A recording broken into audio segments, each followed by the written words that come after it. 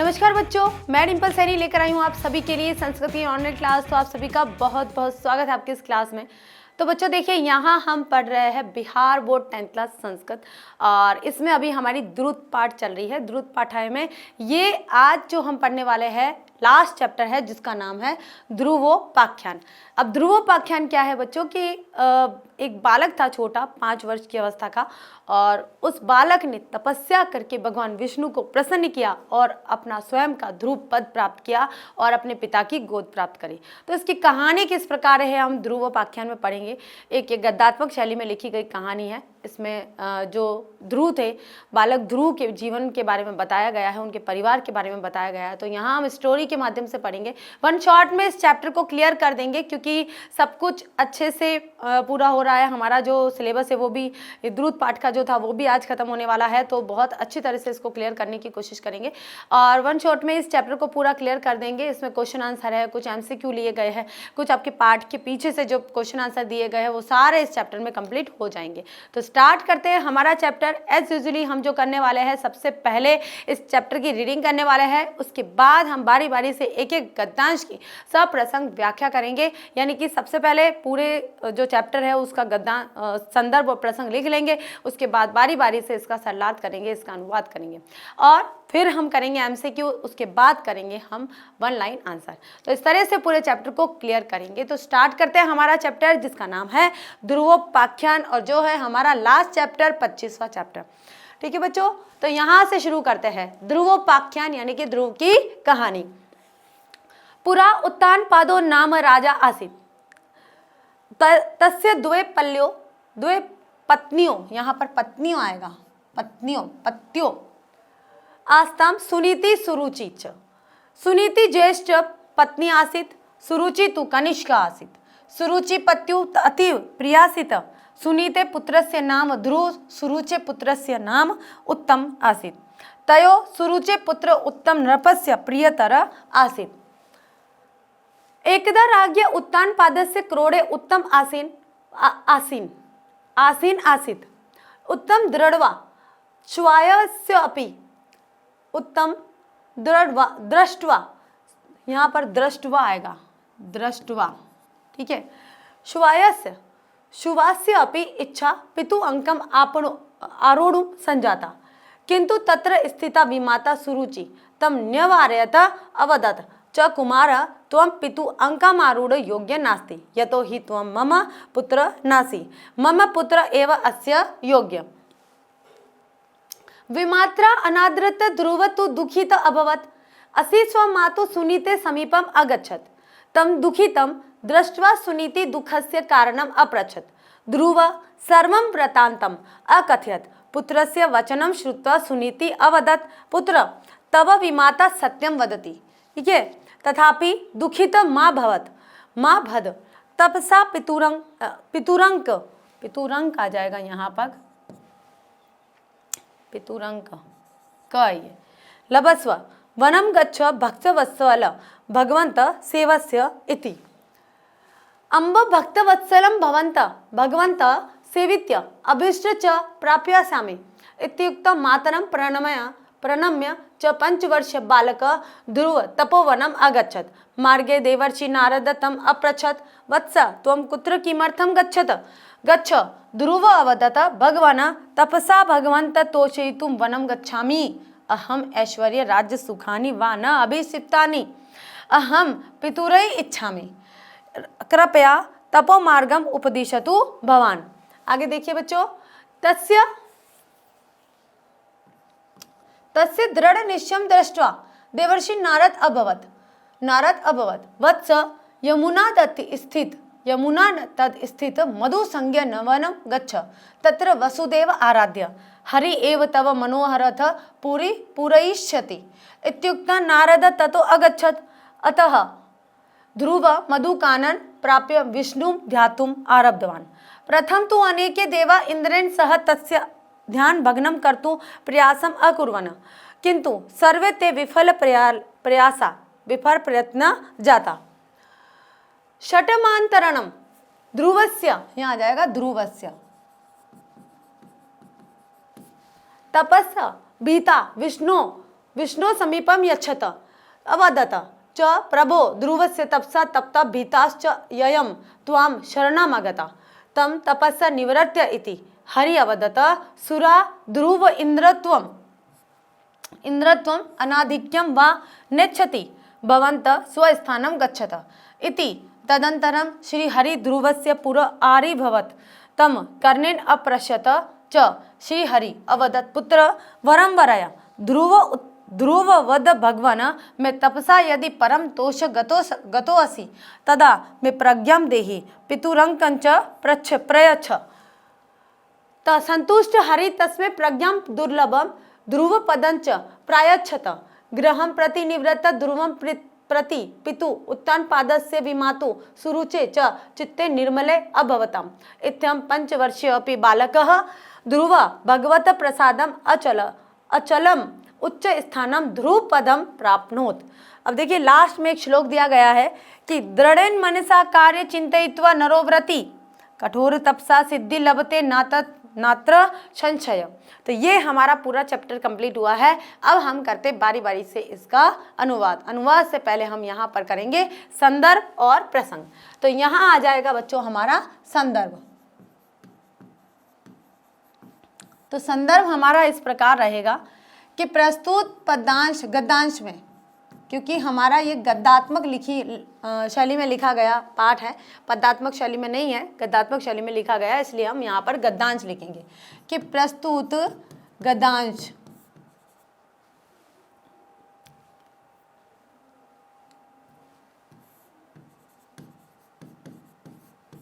हमारी पाठ्य पुस्तक संस्कृत द्रुत पाठाय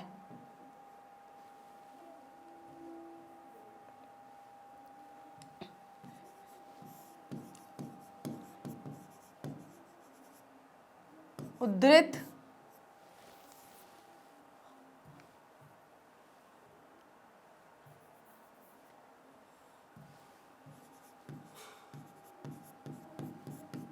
किया गया है।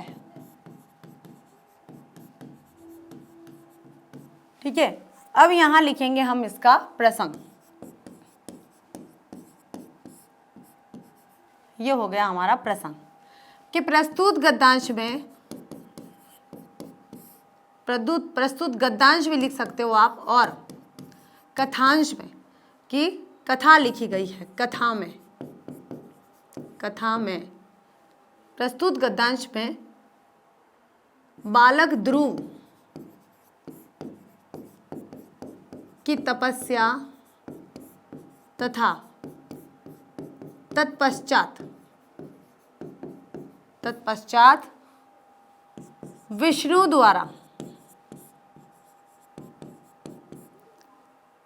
द्वारा प्राप्त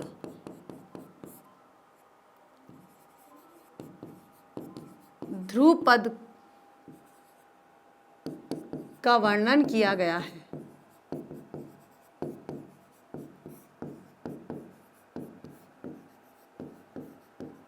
ठीक है, ये हो गया हमारा संदर्भ और ये हो गया हमारा प्रसंग। अब करते बच्चों हम यहाँ पर हमारा अनुवाद करते हैं। ठीक है, तो देखिए क्या है, जो पहला हमारा अनुवाद है वो इस प्रकार है कि पुरा का मतलब क्या हो गया, प्राचीन समय में उत्तान पादों यानी कि उत्तान पाद नाम के एक नामक राजा आसित, एक राजा थे। कौन थे? उत्तान पाद नाम के एक राजा थे। प्राचीन समय में एक उत्तान पाद के नाम के राजा थे। तस्य द्वे पत्नियों, ठीक है, तस्य यानी कि उनकी दो पत्नियां थी। आप सभी को पता है कि प्राचीन समय में एक से अधिक रानियां रहती थी, मतलब कहीं किसी राजा के 3 रहती थी, 4 रहती थी, 5 रानियां रहती थी। श्री कृष्ण भगवान के तो आपको पता है कि 108 रानियां थी, लेकिन यहाँ हम उत्तान पाद की बात कर रहे हैं, उनके 2 रानियां थी। ठीक है, आस्ताम थी सुनीति एवं सुरुचि और सुरुचि। सुनीति ज्येष्ठ पत्नी आसित, ज्येष्ठ यानी कि बड़ी, सुनीति थी जो बड़ी पत्नी थी, और सुरुचि सुरुचि तो, लेकिन जो सुरुचि थी वो कनिष्ठा यानी कि छोटी थी, छोटी पत्नी थी।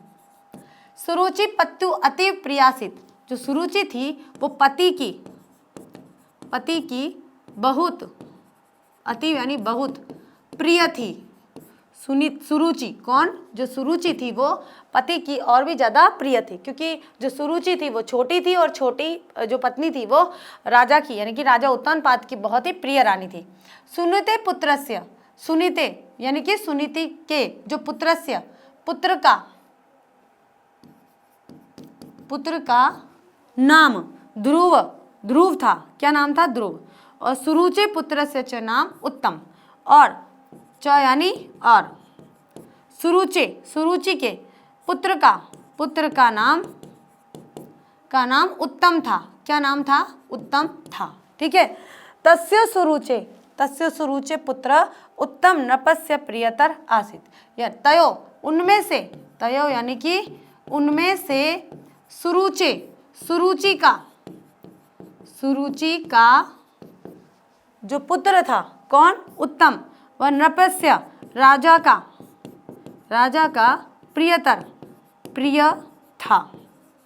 किसमें से? दोनों पुत्रों में से, ध्रुव और उत्तम में से। ध्रुव किसका पुत्र था? सुनीति का। और उत्तम किसका पुत्र था? सुरुचि का। और सुरुचि कौन सी पत्नी थी? छोटी पत्नी थी। और छोटी पत्नी का जो पुत्र था उत्तम, वो उत्तानपाद नाम के राजा को ज्यादा प्रिय था। ठीक है। और वो पत्नी भी उनकी ज्यादा प्रिय थी। अब देखिए यहाँ हम अनुवाद करते हैं कि पुरा उत्तानपादो नाम राजा आसीत, कि प्राचीन काल में उत्तानपाद के नाम के राजा थे। तस्य द्वे पत्नियों आस्ताम, उनकी दो पत्नियां थी। सुनीति सुरुचिश्च, सुनीति और सुरुचि। सुनीति ज्येष्ठ पत्नी आसीत, सुनीति थी जो वो बड़ी पत्नी थी। सुरुचि तो कनिष्ठ, सुरुचि तो कनिष्ठा आसीत। और जो सुरुचि थी वो छोटी थी।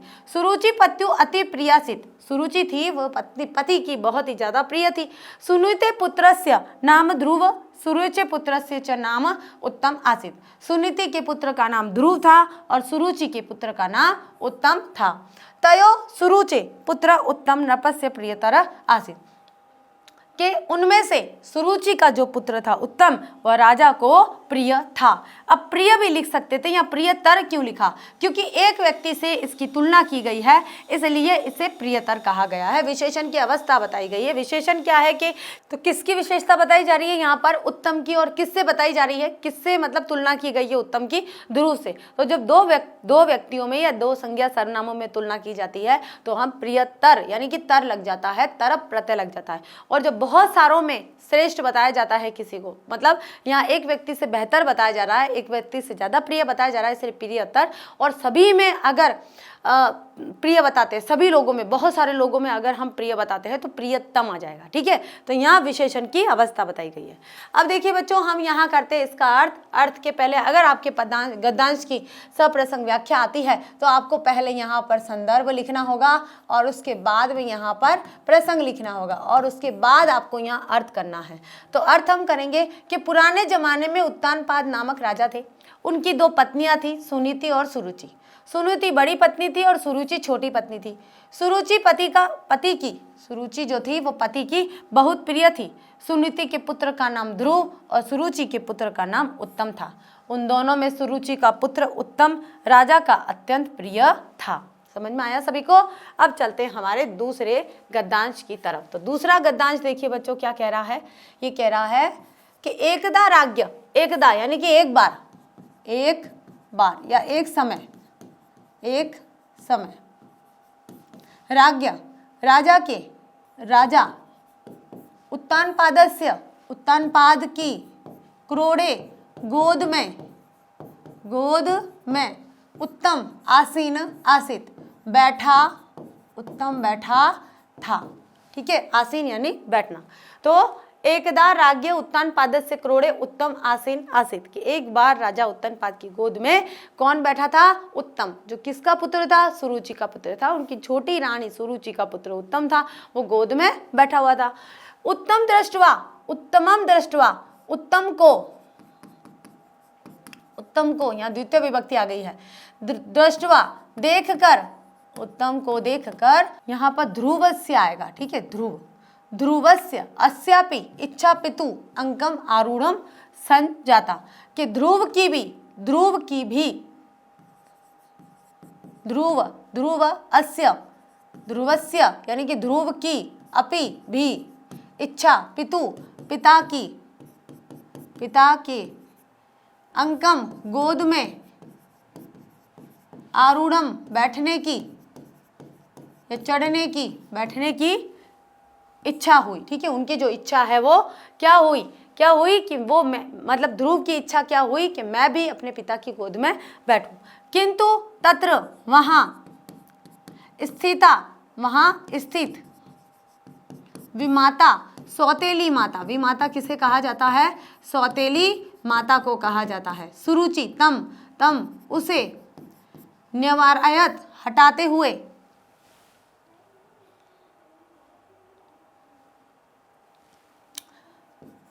मना करते हुए अवदत कहा, च कुमार, और कुमार यानी कि कुमार किसे? ध्रुव को। किसे कहा है कुमार यहाँ पर? ध्रुव को। त्वम कि तुम, पितु अंकम आरूढ़म पिता की गोद में बैठने के योग्य न अस्ति, नहीं हो। यतो ही त्वम मम पुत्र नासी, क्योंकि तुम मम मेरे पुत्र नासी नहीं हो। मम पुत्र मेरा पुत्र एव ही अस्य योग्य, इसके योग्य है। देखिए शब्दार्थ हो जाता है ना बच्चों, तो हमारा जो अनुवाद है ना वो आसान हो जाता है। तो अब ये शब्दार्थ लिख लिया मैंने, तो मुझे लगता है कि आप इन शब्दार्थों को देखकर ही आपका जो अनुवाद कार्य है वो बहुत ही आसान होने वाला है। तो शब्दार्थ, हमारा शब्दकोश बहुत अच्छा होना चाहिए। तो हम किसी भी भाषा का शब्दकोश अगर आपका अच्छा है तो आप उसका अनुवाद करने में बिल्कुल आपको उसमें कठिनाई नहीं होने वाली है। तो देखिए क्या लिखा है कि एकदा राज्ञ उत्तानपादस्य क्रोड़े उत्तम आसीन आसीत्, कि एक बार राजा उत्तानपाद की गोद में उत्तम बैठा था। उत्तम दृष्ट्वा ध्रुवस्यापि इच्छा पितु अंकम आरूढ़म संजाता, कि उत्तम को देखकर ध्रुव की भी इच्छा हुई संजाता यानी कि हुई, यहाँ पर हुई कि पिता की गोद में बैठूं, पिता की गोद में बैठने की इच्छा हुई। किंतु तत्र लेकिन वहां स्थित सौतेली माता सुरुचि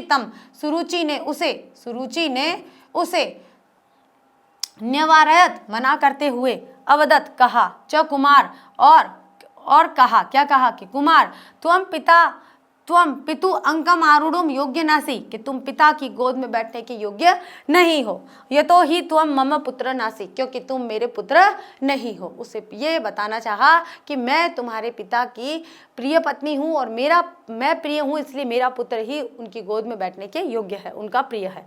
मम पुत्र एव अस्य योग्य, कि मेरा पुत्र ही इसके योग्य है। अब देखिए छोटे से बालक के मन में किस तरह की विचारधारा डाली गई है, और ये जो विचारधारा है आगे जाके क्या फल उत्पन्न करती है, क्या फलदायी होती है, ये देखना है हमें। तो यहाँ देखिए सबसे पहले बच्चों आपको क्या करना है कि यहाँ हमें संदर्भ लिखना है एज इट इज, और यहाँ हमें प्रसंग लिखना है। हमारा अनुवाद आएगा कि एक दिन राजा उत्तानपाद की गोद में उत्तम बैठा था। उत्तम को देखकर ध्रुव की भी इच्छा पिता की गोद में बैठने की हुई, किंतु वहां पर बैठी सौतेली माता सुरुचि उसको मना करते हुए बोली, कुमार तुम पिता की गोद में चढ़ने योग्य नहीं हो, क्योंकि तुम मेरे बेटे नहीं हो, मेरा बेटा ही इसके योग्य है। ठीक है, इतना समझ में आया आप सभी को। अगला चलते हैं नंबर 3 का हमारा गद्यांश। ये है नंबर 3 का। विमात्रा अनादृत ध्रुव दुखिता अभवत। विमात्रा सौतेली माता के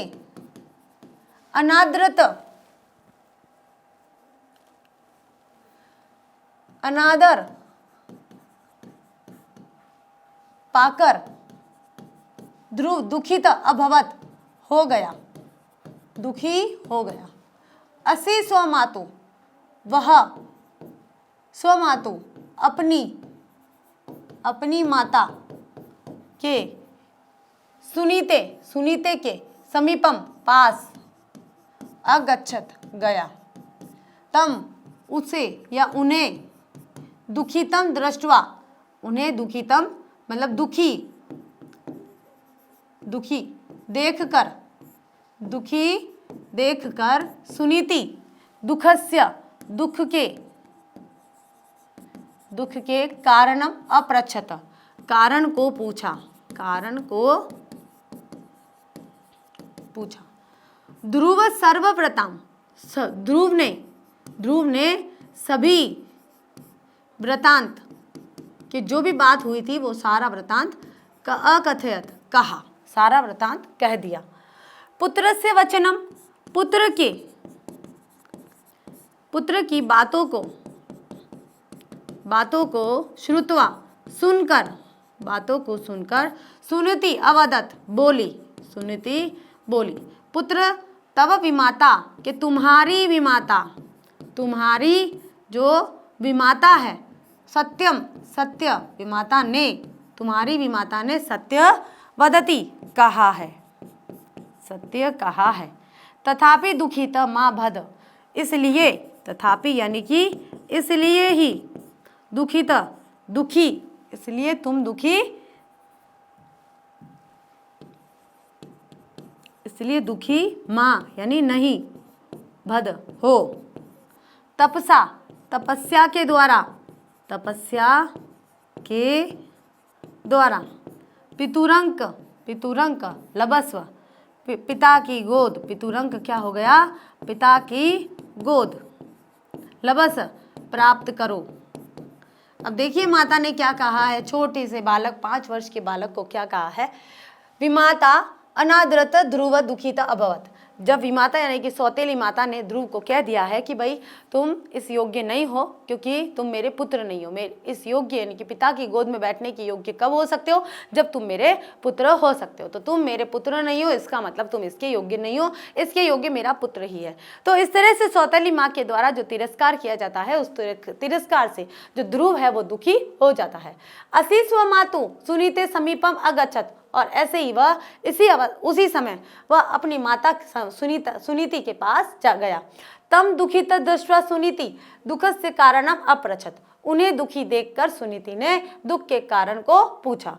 ध्रुव सर्व वृतांतम अकथयत, ध्रुव ने सभी वृतांत कह डाला। किसको कह डाला, माता सुनीति को कह डाला।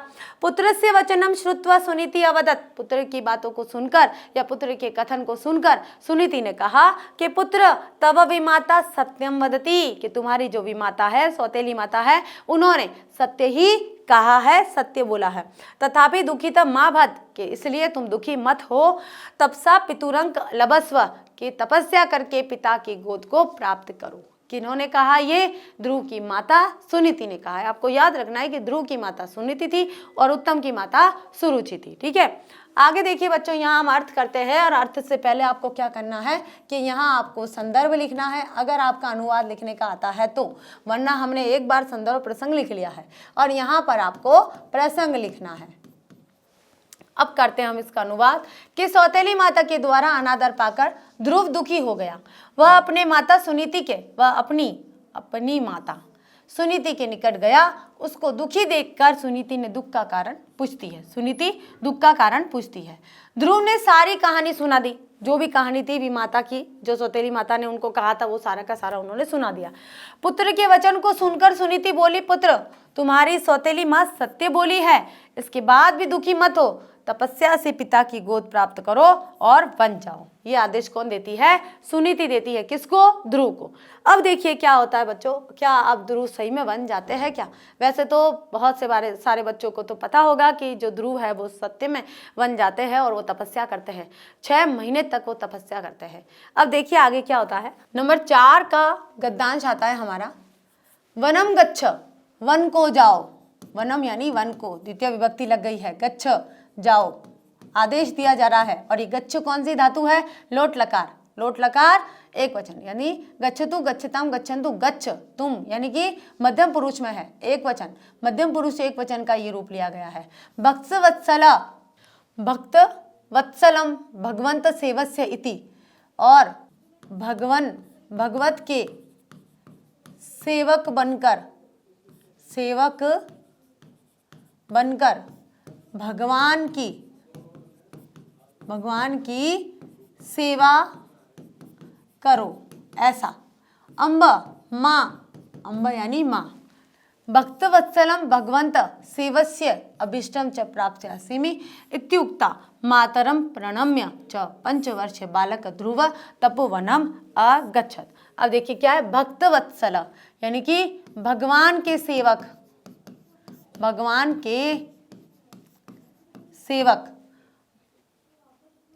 भगवंत सेवित्य, भगवंत की सेवा करूंगा, सेवा करने के अभीष्ट को, अभीष्ट यानी इच्छा, करने की इच्छा, च प्राप्यास्यामि, और भगवान की सेवा करके इच्छा प्राप्त करूंगा, इत्युक्ता ऐसा कहकर मातरम माता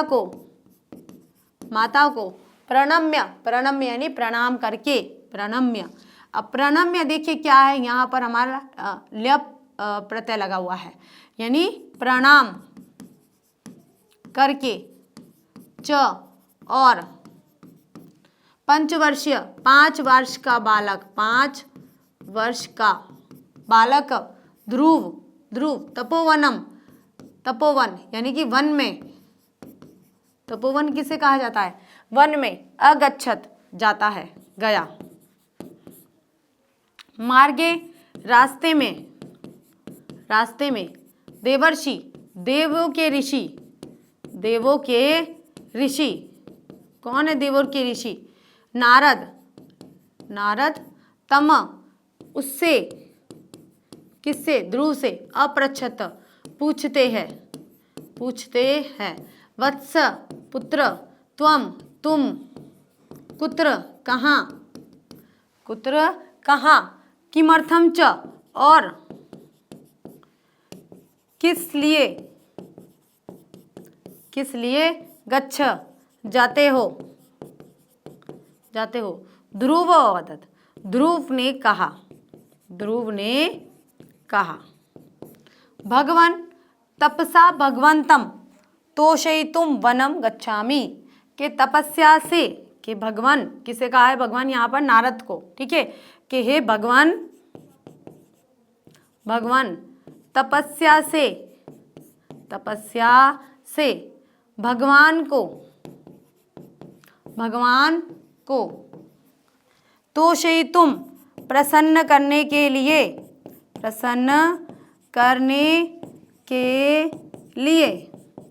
वनम गच्छामि, वन को जाता हूँ। देखिए शब्दार्थ हो गए हमारे, और शब्दार्थ एक एक शब्द के लिखे गए हैं, जहाँ जरूरी समझ रहे थे वहाँ देखिए इस पंक्ति में तो पूरे शब्दार्थ है, क्योंकि आपको शब्दार्थ से अनुवाद करने में और शब्दों को सही जगह संयोजन करने में, उनको रखने में आसानी होगी, ठीक है। तो यहाँ हम देख लेते हैं, एक बार इसका अनुवाद देख लेते हैं, जो भी इसमें कहानी दी गई है। तो यहाँ देखिए बच्चों क्या होता है कि सुनीति जो माता है वो ध्रुव से कहती है कि भाई जाओ वन में और तपस्या करो और फिर अपने पिता की गोद को प्राप्त करो। तो जो ध्रुव है वो थोड़े से सीरियस हो जाते हैं, यानी कि सीरियसली ले लेते हैं इस बात को, और वो फिर यहाँ पर तपस्या करने के लिए जाते। तो देखिए क्या करते हैं, वनम गच्छ, वन को जाओ, भक्त वत्सलम भगवंत सेवस्य इति, कि भक्त के यानी कि भक्त के प्रिय भगवान की सेवा करो। अम्ब भक्त वत्सलम भगवंत सेवस्य अभिष्टम च प्राप्स्यामि इत्युक्ता मातरम। अब यहाँ पर देखिए ध्रुव क्या कह रहे हैं कि अम्ब यानी माँ भक्त वत्सलम भगवंत, कि भगवान के जो भक्त है उन भगवान की मैं सेवा करूंगा, और अभिष्ट और च यानी और अभिष्ट यानी कि मेरी जो मनोकामना है उसे मैं प्राप्त करूंगा। इत्युक्त्वा, ऐसा कहकर मातरम प्रणम्य, माता को प्रणाम करके, च और 5 वर्षीय बालक ध्रुव तपोवनम अगच्छत, 5 वर्ष का बालक, मात्र 5 वर्ष का बालक तपोवन, वन में चले जाते हैं तपस्या करने के लिए।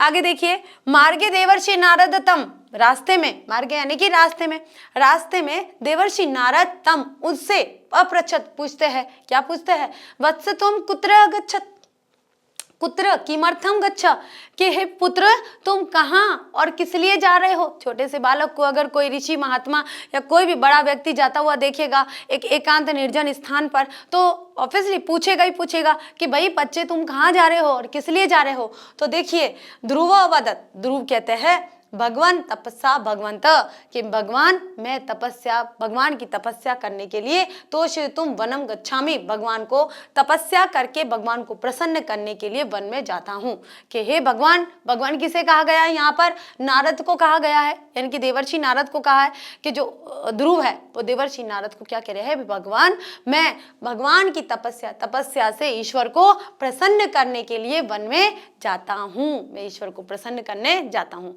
तो देखिए वो कहाँ जा रहे हैं, वन में जा रहे हैं प्रसन्न करने के लिए। अब देखिए बच्चों, हम अर्थ करते हैं। अर्थ से पहले मैंने आपको बताया है कि यहाँ आपको संदर्भ लिखना है और यहाँ आपको प्रसंग लिखना है, अगर आपका यहाँ पर सेपरेट रूप से आता है तो। अदरवाइज मैंने पूरा एक बार लिख लिया है, पूरे चैप्टर का जो संदर्भ प्रसंग है उसी को रखना है।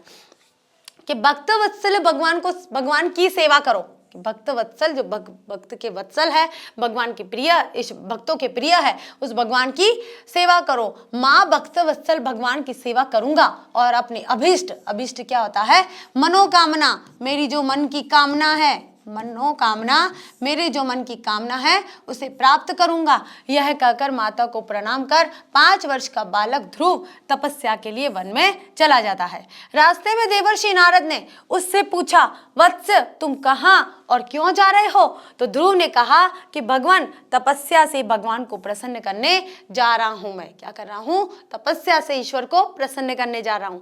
तो देखिए बच्चों, क्या प्रसन्न कर सकता है क्या ध्रुव, देखेंगे हम हमारे 5वें गद्यांश में। अहम ऐश्वर्यम राज्य सुखानी व न अभिषिप्सामि, कि मैं ऐश्वर्य और राज्य का सुख, राज्य का सुख, राज्य का सुख वा यानी या, न नहीं, अभिप्सामि, अभिलाषा, ठीक है। यहां देखिए क्या कह रहे हैं कि मैं ऐश्वर्य या राज्य सुख की अभिलाषा नहीं रखता हूं, करता हूं। अहम मैं पितुरई पिता के, पिता की, यहां पर आ जाएगा पिता की, मैं पिता की इच्छामि, इच्छा करता हूं, इच्छा करता हूं। कृपया तपो मार्गम उपदिशतु भवान, कि कृपया तप का यानी कि वन के मार्ग का उपदेश, वन के मार्ग का उपदेश, वन के मार्ग के उपदेश आ जाएगा, उपदेश भवान आप, तू दे, वस्य दृढ़ निश्चयम दृष्टवा, देख देवर्षि यानी ध्रुवस्य, यहाँ आ जाएगा ध्रुवस्य, ध्रुव की दृढ़ निश्चयता को देखकर देवर्षि नारद अवदत, बोले, क्या बोले, वत्स पुत्र, यमुना तद स्थित, कि यमुना के तट पर स्थित, यमुना के तट पर स्थित मधु संज्ञ वनम गच्छ, कि मधु नाम, संज्ञ यानी नामक, मधु नामक वन को गच्छ जाओ, तत्र वहाँ, वसुदेवम, वसुदेवम यानी कि वसुदेव की, वासुदेव की, वासुदेव की आराध्य, आराधना करो, आराधना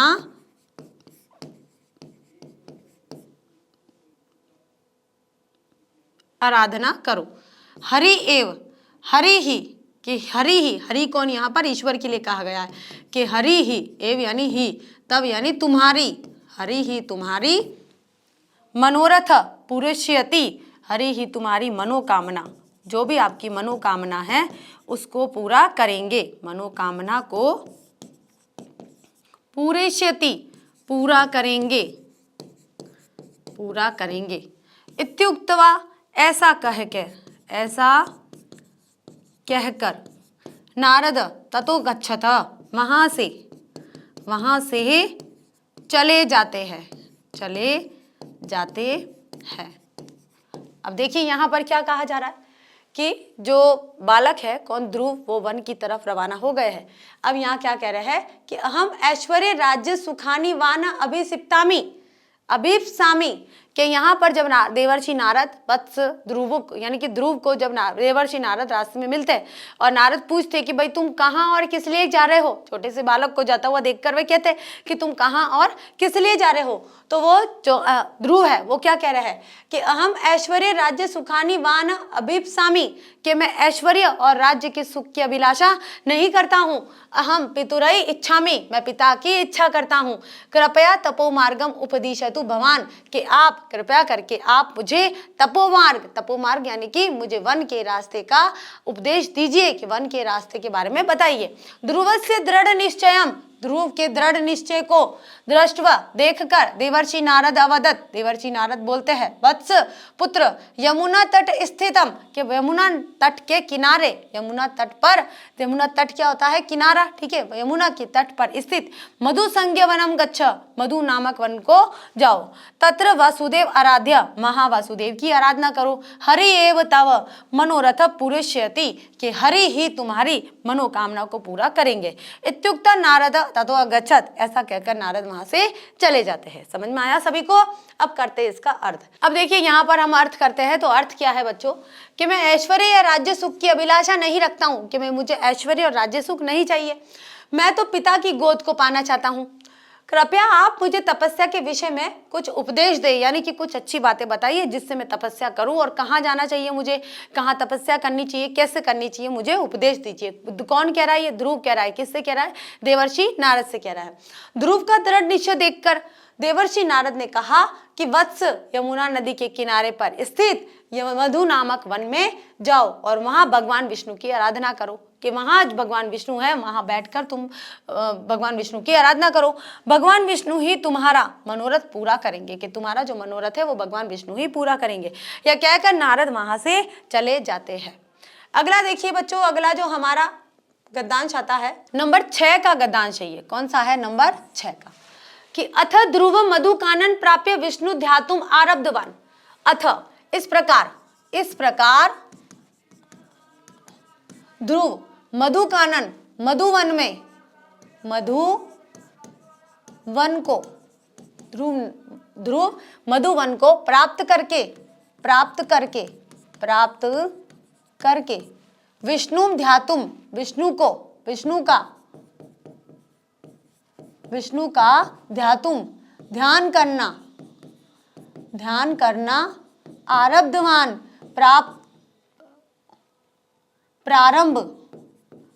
प्रारंभ करते हैं। प्रथमम तू अनेके देवा, पहले तो तू यानी तो, अनेक जो देवता है, अनेक देवता, इंद्रेन सह, इंद्र के साथ,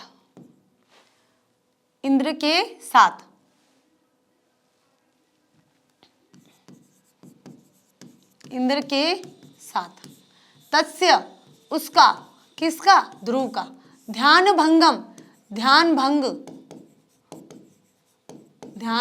कर्तुम, करने के लिए, करतुम, तुमुन प्रत्यय लगा हुआ है, करने के लिए प्रयासम कुर्वनः, प्रयास करते हैं या प्रयत्न करते हैं, प्रयत्न करते हैं। किंतु सर्वे ते विफल प्रयत्न जाता, प्रयत्न, ठीक है, लेकिन सभी का जो प्रयत्न है वो विफल हो जाता है, विफल हो जाता है, हो जाता है क्या, प्रयत्न, जितनी भी कोशिश की जाती है।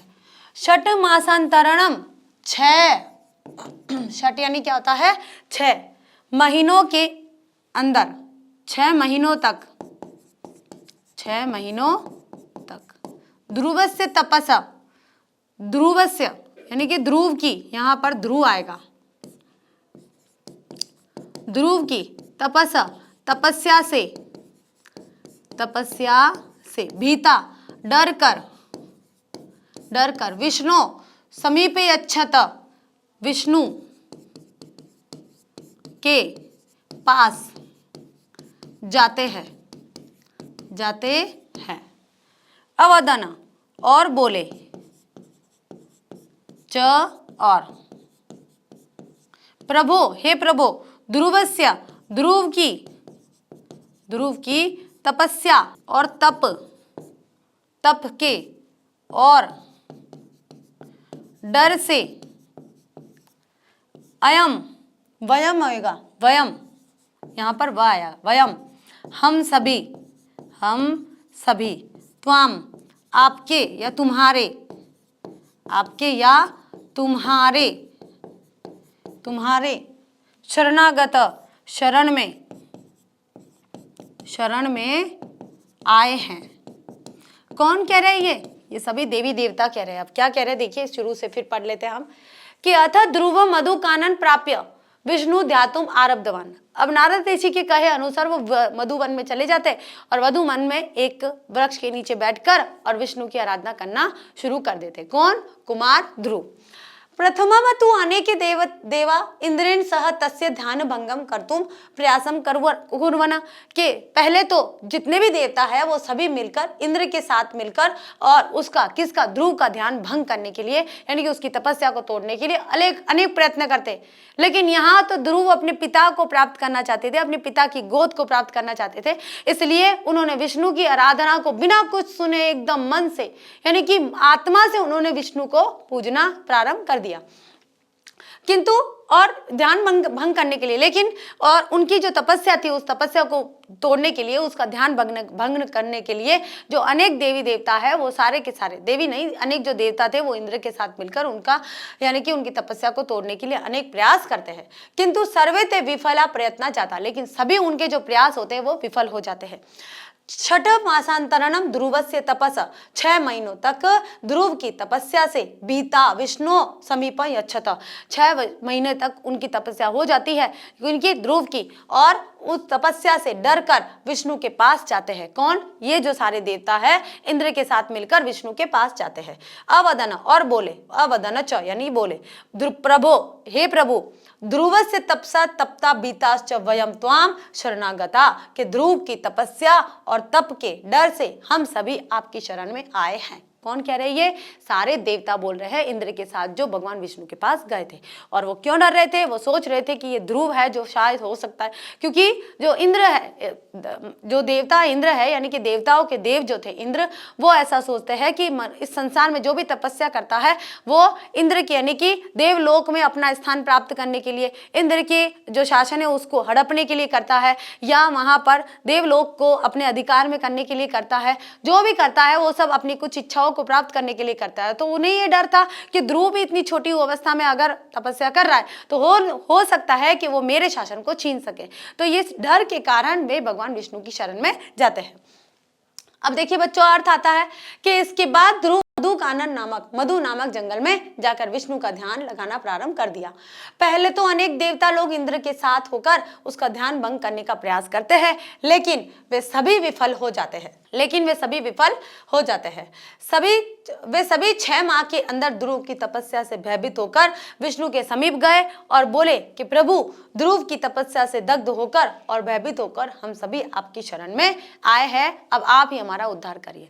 तो देखिए यहाँ पर अब क्या होता है, नंबर 7 का हमारा गद्यांश है कि तम तपस्या निवर्त्य इति, के उसकी, किसकी, ध्रुव की तपस्या निवर्तय यानी कि अलग करे या फिर समाप्त करे, यानी कि उसे तपस्या से अलग करे या समाप्त करे। हरि अवदत, हरि कौन है यहाँ पर? विष्णु। विष्णु को क्या कहा गया है? हरि। हरि अवदत, जो विष्णु है वो बोले, क्या बोले? अवदन। अवदन यानी कि बोले। सुरा, देवता, सुरा यानी कि देवताओं से, जो भी देवता थे, के ध्रुव इंद्रत्वम अनादिक्यम व नेच्छति, के ध्रुव, ये जो ध्रुव है वो इंद्र के तत्व को, इंद्र त्वम तुम्हारे, इंद्र त्वम तुम्हारे, धनाधिक्यम धन को अधिकार में वाह।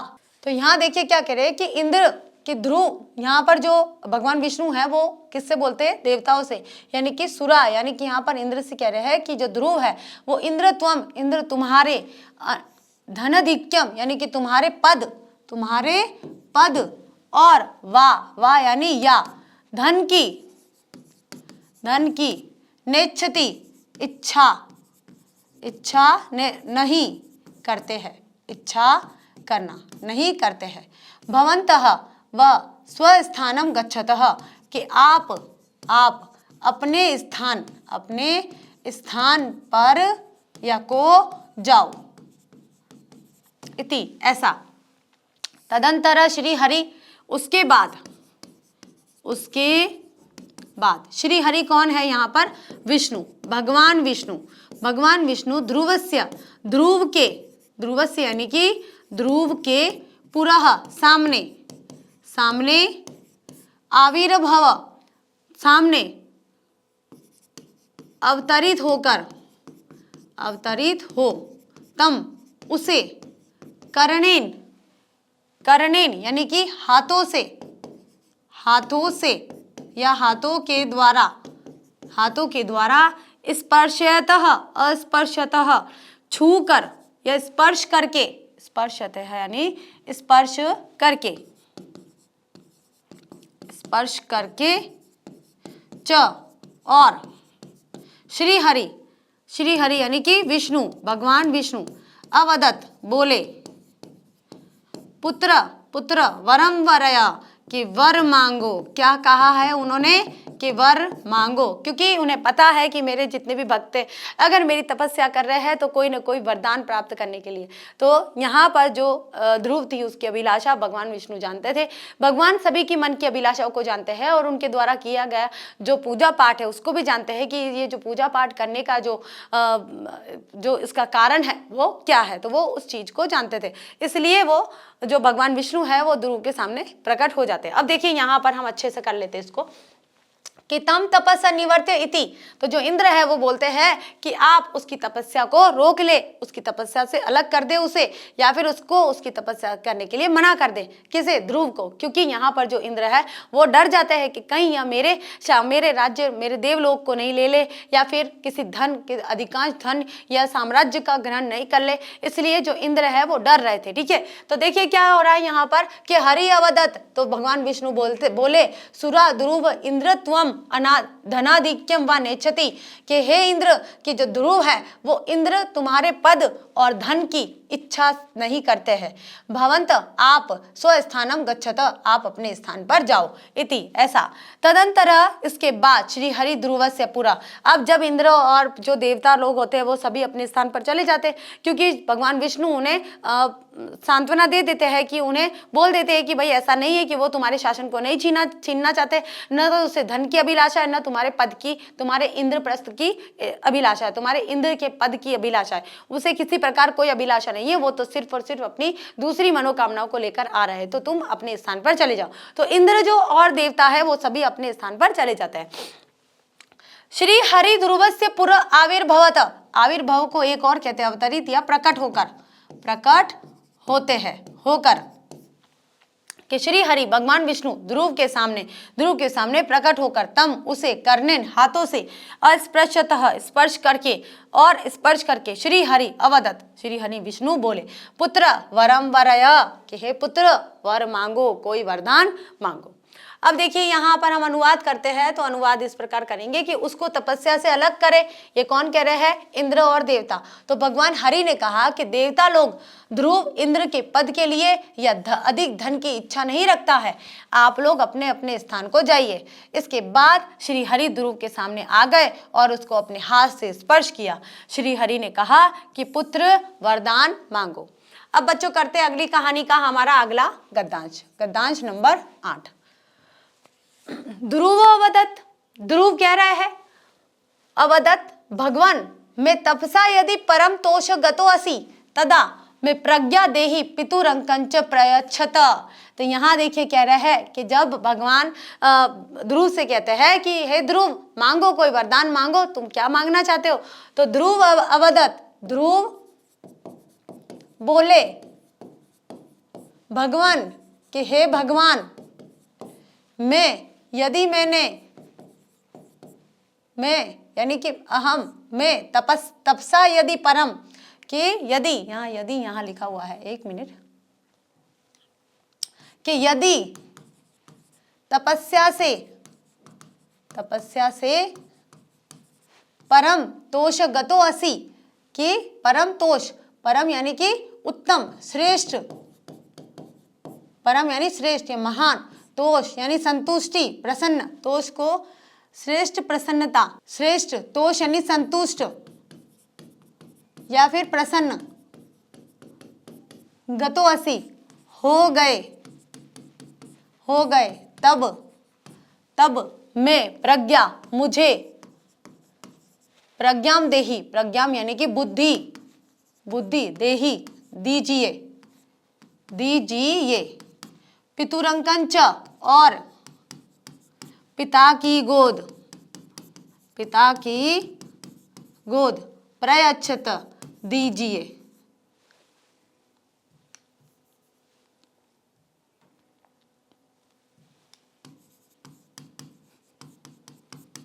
संतुष्ट हरि, संतुष्ट होकर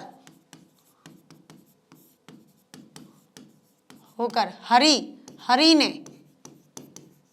तस्मे यानी उसे प्रज्ञाम दुर्लभम, जो दुर्लभ, प्रज्ञाम एक तो बुद्धि दी, प्रज्ञाम यानी कि बुद्धि को, और दुर्लभ ध्रुव पदम च, और दुर्लभ कठिनता से प्राप्त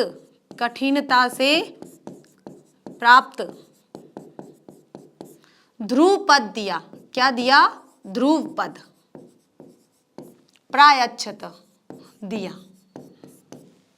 देखिए क्या किया कि अब ध्रुव बोले, कौन बोले? जब भगवान विष्णु ने कहा, भगवान हरि ने कहा कि ध्रुव वत्स मांगो, वर मांगो, आप क्या मांगना चाहते हो? तो ध्रुव बोलते हैं, ध्रुवो वदत भगवान, ध्रुव बोले कि भगवान मैं तपसा यदि परम तोष गतो असि, कि यदि मैंने आपको अपनी तपस्या से श्रेष्ठ संतुष्टि यानी कि एक श्रेष्ठ प्रसन्नता दी है, अगर प्रसन्न हो गए हो, तदा तब मुझे प्रज्ञाम देहि, तो मुझे बुद्धि दीजिए, और पितुरंक पिता की गोद दीजिए। संतुष्ट हरि तस्मे, संतुष्ट होकर हरि ने उसे प्रज्ञाम दुर्लभ ध्रुव पदम च प्रायच्छत, बुद्धि दी, और बुद्धि के साथ में कठिनता से प्राप्त किया जाने वाला ध्रुव पद दिया। किसे दिया? ध्रुव को दिया।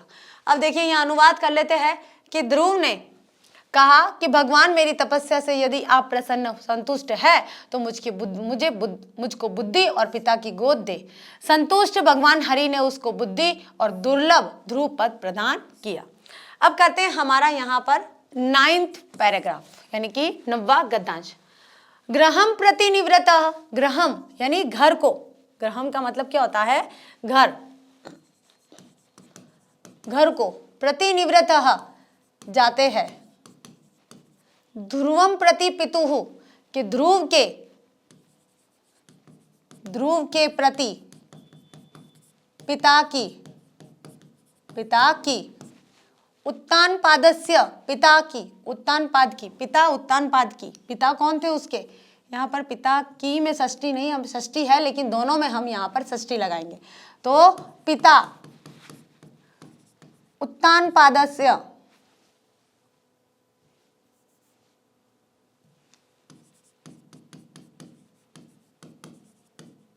उत्तान पाद की विमाता, विमातु कौन, सौतेली माता,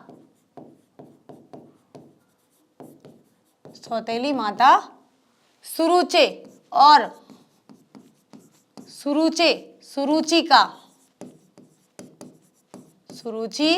का चित्ते मन,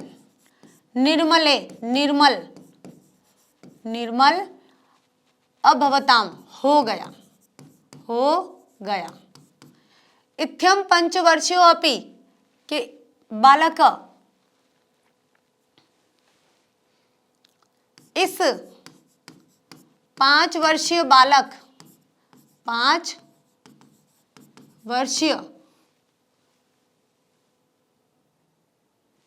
वर्षीय बालक ध्रुव भगवत प्रसादम, भगवान की कृपा से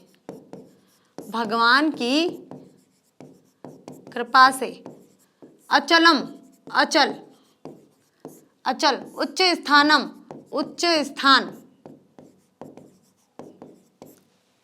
ध्रुव पद को प्राप्त किया। अब देखिए, अब इसका अनुवाद करते हैं कि गृहम प्रति निवृत्तः कि घर की तरफ जाते हैं कौन, ध्रुव, जब उन्हें भगवान विष्णु के द्वारा पिता के अंग यानी कि पिता की गोद में बैठने का जो वरदान मिल जाता है और एक जो दुर्लभ ध्रुव पद है वो उन्हें मिल जाता है, तब वे तपस्या पूर्ण हो जाती है उनकी और वे घर की तरफ प्रस्थान करते हैं। तो घर जाते हैं तो ध्रुव प्रति पितु, और वे घर जाकर देखते हैं कि उनके प्रति पिता की जो पहले प्रवृत्ति थी, जो उनके विचार थे, उनका मन था, वो कैसा हो गया है कि ध्रुव प्रति पितु उत्तान पादस्य के ध्रुव के पति पिता उत्तान पाद की और सौतेली माता विमातु यानी सौतेली माता सुरुचि का चित्ते निर्मले अभवताम, जो मन है वो निर्मल हो गया और वे पहले जो कटु वचन बोल रही थी अब निर्मल वचन बोलने लग गई है और पिता भी उनके साथ में स्नेह पूर्वक व्यवहार करने लगे। क्यों? क्योंकि भगवान विष्णु ने उन्हें वर दे दिया था। इत्यम 5 वर्षीयो अपि बालकः के इस 5 वर्षीय बालक ध्रुव ने भगवान प्रसाद भगवान की कृपा से अचल ध्रुव उच्च स्थान ध्रुव पद को प्राप्त किया है कि ध्रुव ने क्या किया है, भगवान की कृपा से जो अचल स्थान जो कभी भी वहां से हट नहीं सकते ध्रुव पद, उस पद को उन्होंने प्राप्त किया था, यानी संसार में सदैव चमकते से रहेंगे। आगे देखिए बच्चों, अब करते हैं हम इसका अर्थ कि घर लौटकर आने पर ध्रुव ने देखा कि पिता उत्तानपाद और विमाता सुरुचि का जो चित्त यानी कि मन, उनका जो मन है वो कैसा हो गया है, निर्मल हो गया है। इस प्रकार 5 साल का बालक ध्रुव भगवान की कृपा से अचल और उच्च स्थान पर ध्रुव पद को प्राप्त किया। आगे देखिए बच्चों, हमारा आता है पद नंबर, अब ये क्या है हमारा पद, क्योंकि अभी तक हमने क्या पढ़ा था, केवल और केवल गद्यांश पढ़ रहे थे। लास्ट में ये आ रहा है हमारा पद्यांश आ रहा है, यानी कि एक श्लोक दिया गया है, इसको हम नंबर 10 रख लेते हैं। ठीक है, नंबर 10 का ये पद्यांश आ गया है। क्या है ये पद्यांश कि दृढ़ेन मनसा कार्य चिंतयित्वा, कि दृढ़ता से मनसा कार्य और मन से कार्य किया गया कार्य चिंतयित्वा और मनन किया गया, मनन किया गया।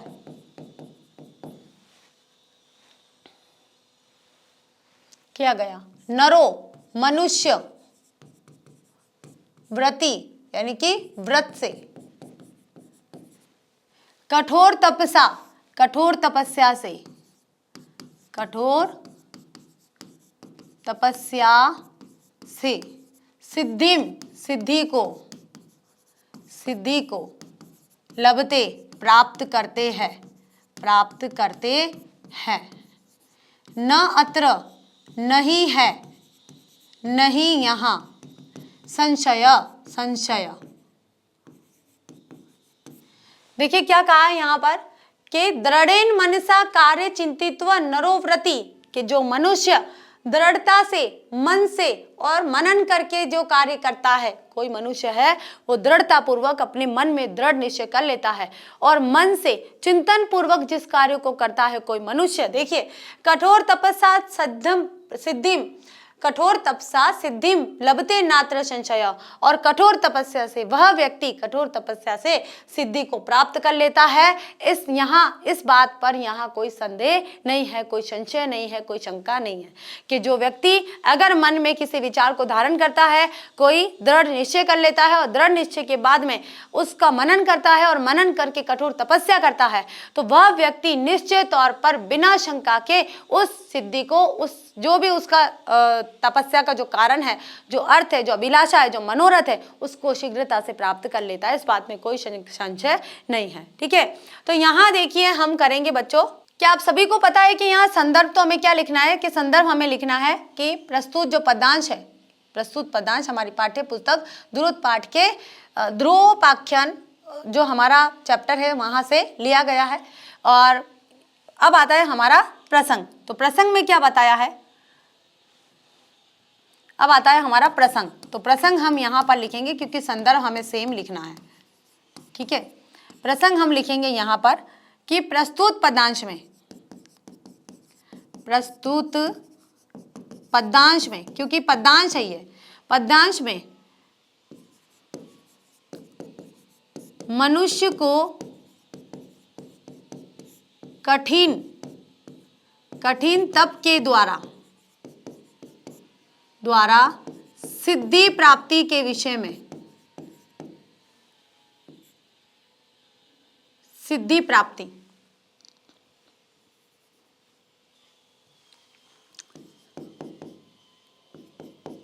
सिद्धि प्राप्ति के विषय में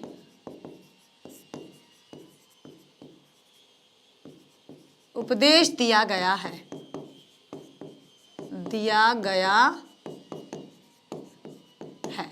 ठीक है, कि मनुष्य को क्या कहा है कि मनुष्य कठिन तपस्या के द्वारा सिद्धि को प्राप्त कर सकता है। अब यहाँ आ जाता है हमारा अर्थ कि जो व्यक्ति मन से दृढ़ता पूर्वक कार्य का चिंतन करता है, किसी कार्य को करने के लिए मनन करता है, चिंतन करता है कि मुझे ये कार्य करना है, वही व्यक्ति कठोर तपस्या से सिद्धि प्राप्त करता है। इसमें कोई संशय नहीं है, इसमें किसी प्रकार का कोई संदेह नहीं है।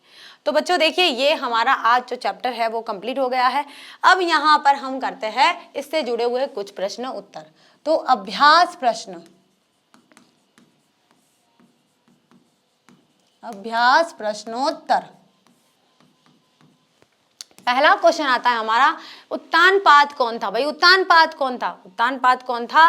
राजा, मंत्री, भिखारी, सन्यासी? राजा था। कौन था वो? राजा था। क्वेश्चन नंबर 2 आता है कि उत्तानपाद की कितनी रानियां थी? भाई 2 रानियां थी, सुनीति और सुरुचि। ठीक है, उत्तानपाद की कितनी रानियां थी? ये आ गया हमारा 2 रानी। क्वेश्चन नंबर 3 आता है कि ध्रुव किसका पुत्र था? ध्रुव किसका पुत्र था? छोटी रानी का या बड़ी रानी का? बड़ी रानी का। और बड़ी रानी का नाम क्या था? यहाँ पर जो ज्येष्ठ रानी थी उनका नाम क्या था? यहाँ पर सुनीति। तो ध्रुव किनका पुत्र था? सुनीति का पुत्र था। ये आपको याद रखना है। तो ये आ गई हमारी सुनीति। क्वेश्चन नंबर 4 आता है कि उत्तम किसका पुत्र था? अगर ध्रुव सुनीति का पुत्र था तो उत्तम सुरुचि का पुत्र था। ठीक है, और सुरुचि कौन थी? यहाँ पर छोटी रानी थी। ठीक है, कौन थी यहाँ पर? ये छोटी रानी थी। आगे देखिए क्वेश्चन नंबर 5, ध्रुव पद को कौन प्राप्त करता है? या ध्रुव पद को किसने प्राप्त किया? किसने? कौन की जगह? एक कि ध्रुव पद को किसने, कौन की जगह आ जाएगा, किसने प्राप्त किया। तो किसने प्राप्त किया था, उत्तम ने, मोहन ने, सोहन ने, ध्रुव ने ही प्राप्त किया था ध्रुव पद को। आगे देखिए बच्चों, क्वेश्चन नंबर 6 आता है, दृढ़ निश्चय ध्रुव किम लब्धवान, किम दृढ़ निश्चय करके ध्रुव ने क्या प्राप्त किया था, राज्यम, सम्मानम, प्रतिष्ठाम या ध्रुव पद को प्राप्त किया था। न तो उसे राज्य की अभिलाषा थी, न धन की थी, न किसी सम्मान और प्रतिष्ठा की अभिलाषा थी, उसे तो किसकी, पिता के गोद की अभिलाषा थी। और पिता की गोद जब प्राप्त कर लेता है वो पिता का स्नेह प्राप्त करता है। लेकिन भगवान विष्णु है, भगवान हरि है, जो हरि है वो ध्रुव की ऐसी छोटी अवस्था में इतने दृढ़ निश्चयता के साथ में और कठिन तपस्या को देखकर वह उन्हें एक वरदान और देते हैं कि तुम ध्रुव पद के नाम से जाने जाओगे। आगे देखिए बच्चों, क्वेश्चन नंबर 7 आता है, ध्रुवस्य मातु नाम किम आसीत्, ध्रुव की माता का नाम क्या था, सुनीति, उनकी माता का नाम क्या था, सुनीति। ध्रुव तप कर्तुम कुत्र गतवान, कुत्र यानी कहाँ, ध्रुव तपस्या करने के लिए कहाँ गए थे, दंडकारण्य, महावने, मधु संज्ञक वने या चित्रवने, मधु संज्ञक वने यानी मधु नामक वन में। संज्ञक क्या होता है, नाम, संज्ञा क्या होती है, नाम, यानी कि मधु नामक जंगल में वे तपस्या करने के लिए गए थे।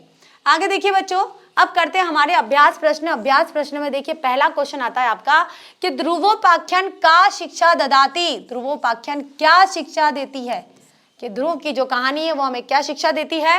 तो क्या शिक्षा देती है कि ध्रुवोपाख्यानम शिक्षा ददाती, यहां तक तो आपको सेम लिखना है का हटा के, कि यत यानी कि मनुष्य दृढ़ संकल्पेन सर्व प्राप्नोति, कि मनुष्य दृढ़ संकल्प से सभी प्राप्त कर लेता है। मनुष्य दृढ़ संकल्प, दृढ़ निश्चय अगर उसने कर लिया है तो वो सभी कुछ सारी चीजों को प्राप्त कर लेता है। क्वेश्चन नंबर 2 आता है कि स्व दृढ़ निश्चय पंचवर्षीय ध्रुव किम लब्धवान, कि अपने दृढ़ निश्चय से 5 वर्षीय ध्रुव क्या प्राप्त कर लेता है। तो स्व दृढ़ निश्चयन पंचवर्षीय ध्रुव, कि अपने दृढ़ निश्चय से 5 वर्षीय ध्रुव, यहां तक तो आपको सेम लिखना है, ठीक है। आगे आपको क्या लिखना है, प्राज्ञाम यानी कि बुद्धि, प्राज्ञाम यानी बुद्धि को, अचल पदम च ध्रुव पदम, और च यानी और, अचल पद, जो अचल पद है ध्रुव पद, उसे लब्धवान, उसे प्राप्त करता है, ठीक है। उसने पंचवर्षीय बालक ध्रुव ने अपने दृढ़ संकल्प से क्या प्राप्त किया, कि उसने बुद्धि प्राप्त की और अचल पद ध्रुव पद को प्राप्त किया था। आगे देखिए बच्चों, क्वेश्चन नंबर 3, सुरुचि पुत्र का आसित, सुरुचि का पुत्र कौन था, सुनीति पुत्र का आसित, और सुनीति का पुत्र कौन था। अब आपको पता है कि जो सुरुचि है वो छोटी रानी थी, कौन सी रानी थी, ये छोटी रानी थी कनिष्का, और जो सुनीति थी वो बड़ी रानी थी। अब जो राजा थे उत्तानपाद वो अपनी छोटी रानी से ज्यादा प्रेम करते थे और उनके पुत्र जो थे उनसे भी ज्यादा प्रेम करते थे, और जो राजा थे वो सुनीति यानी कि अपनी बड़ी रानी से कम प्रेम करते थे और उनके पुत्र को भी थोड़ा सा वे अलग रखते थे, ठीक है। लेकिन तपस्या करके क्या होता है कि सभी का मन जो है, जो उनका मन है वो निर्मल हो जाता है और सभी एक समान भाव से निवास करते हैं। तो सुरुचि पुत्र उत्तम आसित, उत्तम था, सुरुचि का पुत्र कौन था, उत्तम, और सुनीति पुत्र ध्रुव आसित, और सुनीति का पुत्र कौन था, ध्रुव था। याद हो जाएगा कि सुनीति कौन थी, सुरुचि कौन थी, बड़ी छोटी कौन थी, और बड़ी के पुत्र कौन थे ध्रुव, छोटी के पुत्र कौन थे उत्तम, इतना आपको याद रखना है। तो इसी के साथ देखिए बच्चों, आज हमारी यहाँ पर द्रुत पाठाय जो भाग नंबर 2 है Bihar board 10th class Sanskrit में, वो भी आज कंप्लीट हो गई है। हमारा जो सिलेबस है वो पूरा हो गया है अच्छी तरह से। जो ग्रामर के टॉपिक है वो भी काफ़ी हद तक क्लियर हो गए हैं। 1-2 टॉपिक कुछ बचे हैं तो वो भी हम जल्दी करवा लेंगे। जैसे पत्र बचा है तो पत्र को भी हम जल्दी करवाएंगे कि पत्र किस तरह से आपको लिखना है।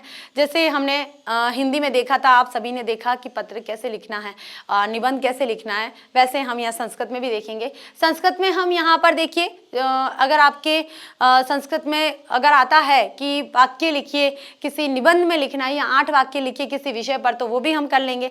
तो आज हमारा जो सिलेबस है Bihar board 10th class Sanskrit का जो टेक्स्ट बुक का सिलेबस था वो कंप्लीट हो चुका है। ग्रामर का भी काफ़ी हद तक हो चुका है। जो 1-2 टॉपिक बचे हैं वो भी हम जल्दी से करवा लेंगे। तो आज की क्लास बच्चों यहीं समाप्त होती है। अगली क्लास में या तो रिविजन या फिर कोई ग्रामर का टॉपिक लेकर फिर से हाजिर होते हैं। तब तक के लिए थैंक यू।